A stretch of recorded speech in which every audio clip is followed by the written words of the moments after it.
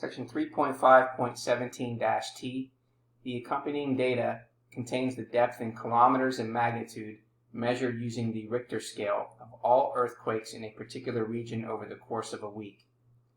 Depth is the distance below the surface at which the earthquake originates. A 1 unit increase in magnitude represents ground shaking 10 times as strong. An earthquake with magnitude 4 is 10 times as strong as an earthquake with magnitude 3. We're going to complete parts A through D below. So part A, they want us to find the mean, the median, the range, the standard deviation, and quartiles for both the depth and magnitude of the earthquakes. And then based on these values of the mean, median, and quartile, conjecture the shape of the distribution for depth and magnitude. So we're going to open up our data in StatCrunch.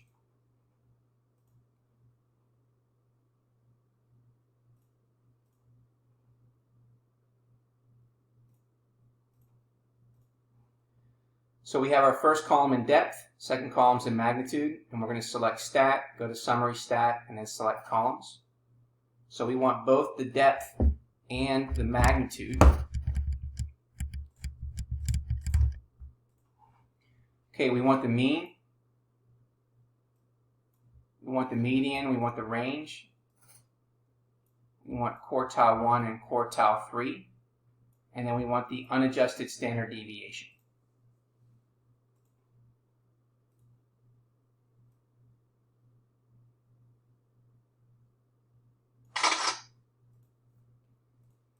So we can see that we're going to get the following information. The depth, we have a mean of 16.8, the median of 5.04, the range of 305.23, quartile 1 is 2.16, quartile 3 is 13.17, the unadjusted standard deviation is 38.27. The magnitude is 1.46, the median is 1.17 for the magnitude, 4.83 for the range, 0.775 for quartile 1, 1.8 for quartile 3, and 1.08 for the unadjusted standard deviation. So now the next step we want to do is we want to be able to draw a relative frequency histogram for both depth and magnitude. And then we want to be able to label the mean and median on the histogram and then describe the shape of each histogram. So we have our data that's opened up in StatCrunch, okay? And then I want you to kind of take a look at the data that we have. So if you look at the depth, our lowest value starts at about 0, so we know we're going to want to start at 0. And then the highest value goes from 34 to 75. If we keep going down this column, 95 and then 176, and then we end up going to about 300. So my suggestion is that when we create our histogram, we may want to start at 0, and we'll take a look at the width. So let's go ahead and select graph. We're going to go down to histogram. Okay, we're looking at our depth.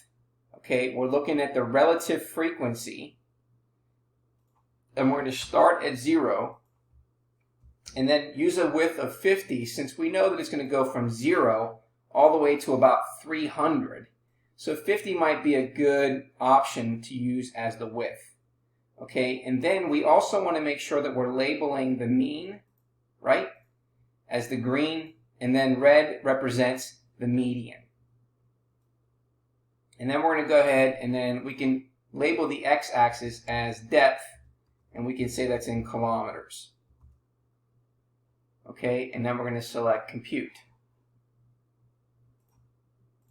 So there is our relative frequency histogram for the depth.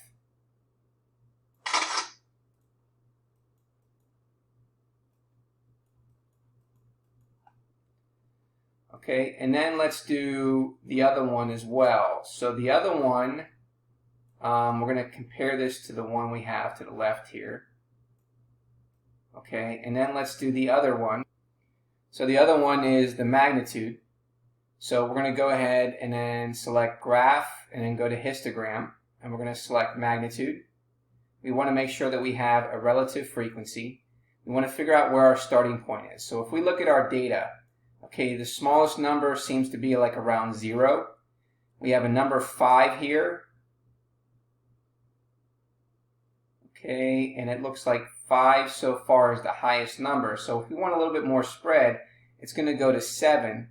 So our width between 0 and 7, what we may want to do is, since we have sort of small numbers, we're going to create our width. So we have our starting point at 0, and maybe make 0.5 our width. And then we have our mean, which is in green, and our median, which is in red. And then we're going to select compute.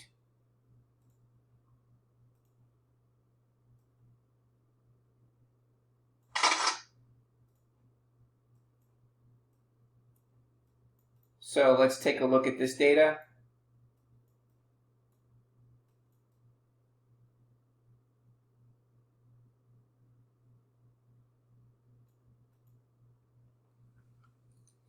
So we said the mean is in green and the median is in red. So there is our median here. And then there is our median here. Okay, and then using different colors is going to allow us to be able to see the difference. And then the green represents the mean. Okay, so now that we have the histogram, the relative frequency histogram, we can see what that looks like compared to the data over here. Okay, we can describe each shape. Okay, so what's happening with those two? So you have to determine from here whether it's skewed left, skewed right, or symmetric. Okay, now in part C, we want to be able to draw a box plot for both depth and magnitude, and are there any outliers? So let's go ahead back and pull up that StatCrunch. Okay, now we're going to go ahead and graph the box plot. Excuse me. We're going to draw the depth one first. Okay. We're going to make sure that we use fences to identify outliers, and then we're going to go ahead and draw the boxes horizontally, and then label the x-axis with depth, and we have kilometers. I may have left out using the magnitude when I labeled it, but it labeled it for us anyway. So let's go ahead and compute. So there is our dot plot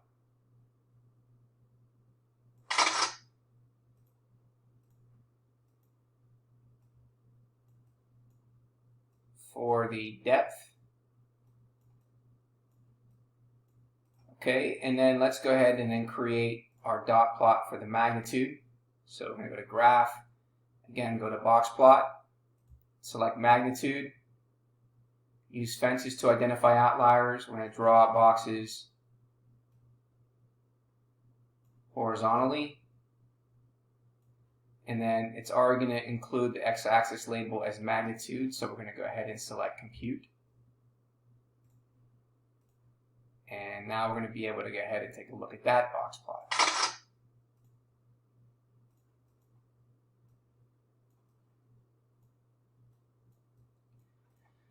Okay, so if you take a look here, all right, these dots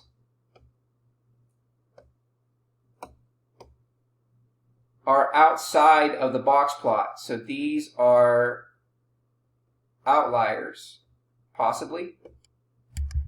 Okay, over here, are these outliers, possibly? Well, what's going to tell us? Well, in order for us to tell us whether they're outliers, we have to determine the lower and the upper fences for identifying outliers for both the depth and the magnitude. So let me go ahead and pull the data that we had from the from StatCrunch. So what I'm going to do here is copy this data here and then bring it down so we can see what that represents. Okay, so we have, in order for us to calculate the lower and upper fences for depth, okay, what we need to do is we need to figure out what is quartile 1 and quartile 3 to get the interquartile range, right? So for depth, quartile 1 is 2.16, quartile 3 is 13.17. If we subtract those, we get the inner quartile range of 11.01. And so in order to find the lower fence, we take 2.16, which is quartile 1, subtract 1.5, multiply that by 11.01 to get us negative 14.36. And then the upper fence, quartile 3, gives us 13.17, plus 1.5 times 11.01 gives us 29.69. And then over here, we're calculating the lower and upper fences. So here, we're using the magnitude. We have quartile 1, which is 0.775. We have quartile 3, which is 1.8. If we subtract those two to get the inner quartile range of 1.025, so we take that, multiply it by 1.5, subtract that from quartile 1 to get negative 0.763. And then the upper fence, we're going to take 1.800 plus 1.5 times 1.025 to get 3.338. Okay, now again, we want to be able to determine the lower, to find out, identify the outliers for both depth and magnitude. So what we'd have to do is now we'd have to take this data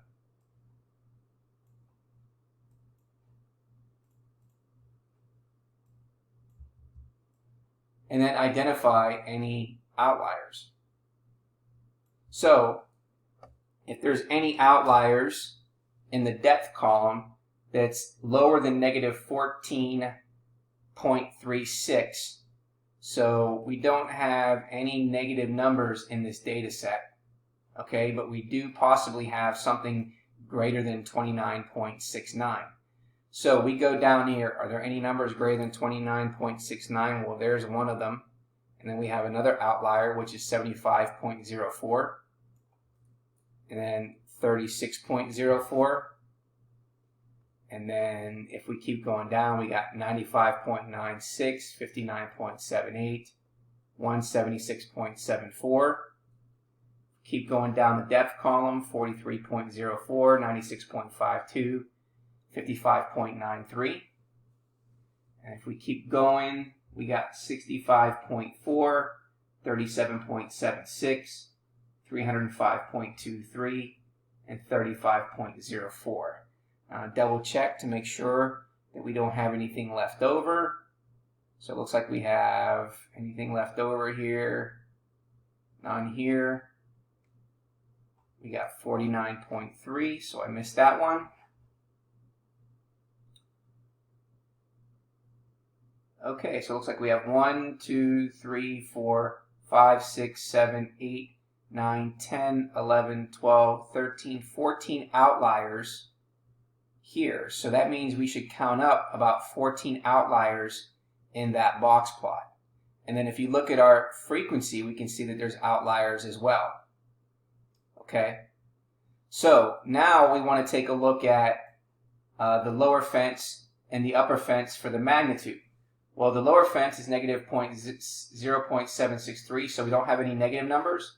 But we need to see any values that are greater than 3.338. So we have 5.02. We have 4.71, 4.81. We have 4.61.